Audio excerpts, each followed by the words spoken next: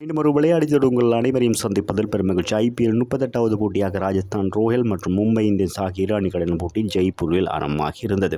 இந்த போட்டியை பொறுத்தவரை நாணய சுழற்சி வெற்றி பெற்றதற்கு மும்பை இந்தியன்ஸ் அணியினாகவே தமது அணியை முதலாவதாக களத்தடுப்பை தேர்வு செய்தது குறிப்பிடத்தக்கது. அதன் அடிப்படையில் மும்பை இந்தியன்ஸ் அணியின் ஆரம்ப துடுப்பாட்ட வீரர்கள் 4 வீரர்களும் 7.3 பந்துகளில் 52 ஓட்டங்களுக்கு ஆட்டமிழந்திருந்தது குறிப்பிடத்தக்கது. ரோஹித் சர்மா 6 ஓட்டங்கள், இசான் கிசான் 0, சூரியகுமார் மிகவும் எதிர்பார்க்கப்பட்ட வீரர் 10 ஓட்டங்களோடும், நபி ஓரளவுக்கு 23 ஓட்டங்களையும் பெற்றும் ஆட்டமிழந்திருந்தன. அதன் பின்னதாக 5வது விக்கெட்டுக்காக திலக் வர்மா மற்றும் நேகல் வதேரா ஆகிய இருவரும் சிறப்பான ஒரு பொறுப்பான ஒரு ஆட்டத்தை அதிரடியாக வழங்கியிருந்தார்கள். 5வது விக்கெட்டுக்காக 52 பந்துகளில் 99 ஓட்டங்கள் இணைப்பாட்டம் அமைத்திருந்ததும் குறிப்பிடத்தக்கது. இதில் திலக் வர்மா 45 பந்துகளில் 4 ஓட்டங்கள் 5, 6 ஓட்டங்கள் 3 ஓட்டங்களாக 65 ஓட்டங்களோடும் ஆட்டம் இழந்திருந்தார். நேகல் வதேரா 24 பந்துகளில் 4 ஓட்டங்கள் 3, 6 ஓட்டங்கள் 4 இடங்களாக அதிரடியாக 49 ஓட்டங்கள் பெறப்பட்ட நிலையில் அரைச்சதம் பெற முடியாமல் ஆட்டம் இழந்திருந்தமை குறிப்பிடத்தக்கதான விடயமாகும். அதன் காரணமாக நிர்ணயிக்கப்பட்ட 20 ஓவர்களில் 9 விக்கெட்டுகளை இழந்து 179 ஓட்டங்களை பெற்றுக் கொடுத்தார்கள். பந்துவீச்சை பொறுத்தவரையில் ராஜஸ்தான் ராயல் அணி சார்பாக சந்தீப் சர்மா மீண்டும் ஒரு சிறப்பான ஒரு பந்துவீச்சு பரிதினை வழங்கி எதிரணியான மும்பை இந்தியன்ஸுக்கு அழுத்தத்தை ஏற்படுத்தியிருந்தார். 4 பந்துகளில் 18 ஓட்டங்களை மாற்றம் பெற்றுக் கொடுத்து 5 விக்கெட்டுகளை வீழ்த்தியிருந்தார். இது இவருடைய சிறந்த பந்துவீச்சு பரிதியாகவும் மாறியிருந்தது. அடுத்ததாக போல்ட் 2 விக்கெட்டுகள், அவேஸ் கான் மற்றும் ஷஹால் தலா ஒவ்வொரு விக்கெட்டுகளையும் வீழ்த்தியிருந்தது குறிப்பிடத்தக்கது ராஜஸ்தான் ராயல்ஸ் பந்துவீச்சு சார்பில்.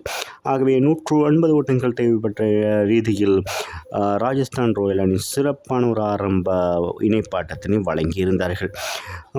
48 பந்துகளை எதிர்கொண்டு 74 ஓட்டங்களை முதலாவது விக்கெட்டுக்காக ஜோஸ் பட்லர் மற்றும் ஜசாவி ஜஸ்வால் ஆகிய இருவரும் பெற்றுக் கொடுத்ததும் குறிப்பிடத்தக்கது. இதில் ஜோஸ் பட்லர் 25 பந்துகளை எதிர்கொண்டு 4 ஓட்டங்கள் 6 அடங்களாக 35 ஓட்டங்களோடு ஆட்டமிழந்து வெளியேறியிருந்தார்.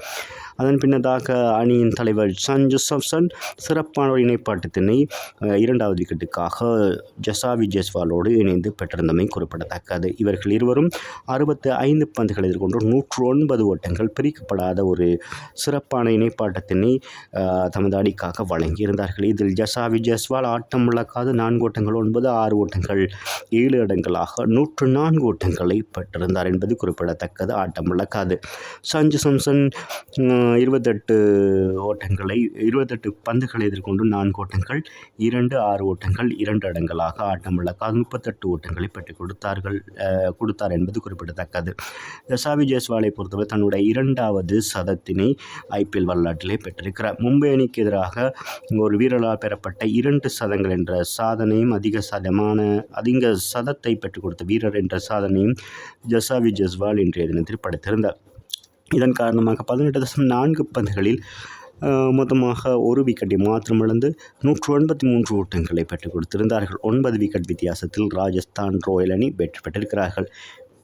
இந்த போட்டியில் வெற்றி பெற்றதன் காரணமாக ராஜஸ்தான் ராயல் அணி 8 போட்டிகள் பங்கேற்று 7 போட்டிகள் வெற்றி, ஒரு தோல்வி அடங்கலாக 14 புள்ளியோடு முதலாம் இடத்தில் இருக்கிறார்கள். இந்த தோல்வியோடு மும்பை அணியை பொறுத்தவரையில் 8 போட்டிகள் பங்கேற்று 3 போட்டிகள் வெற்றி, 5 போட்டிகள் தோல்வி, 6 புள்ளிகளோடு இப்பொழுது 7ஆம் இடத்தில் இருக்கிறார்கள். இந்த போட்டியில் சிறப்பாக செயல்பட்ட சந்தீப் சர்மா இந்த போட்டியின் ஆட்ட நாயகன் விருதை பெற்றுக்கொண்டார் என்பது குறிப்பிடத்தக்கது. மீண்டும் ஒரு விளையாடிச்சரோடு உங்களை சந்திக்கும் வரை உங்களிடம் விடைபெறுவது உங்கள் அன்பின் பதுலை தாஸ். வணக்கம் சொந்தங்களே.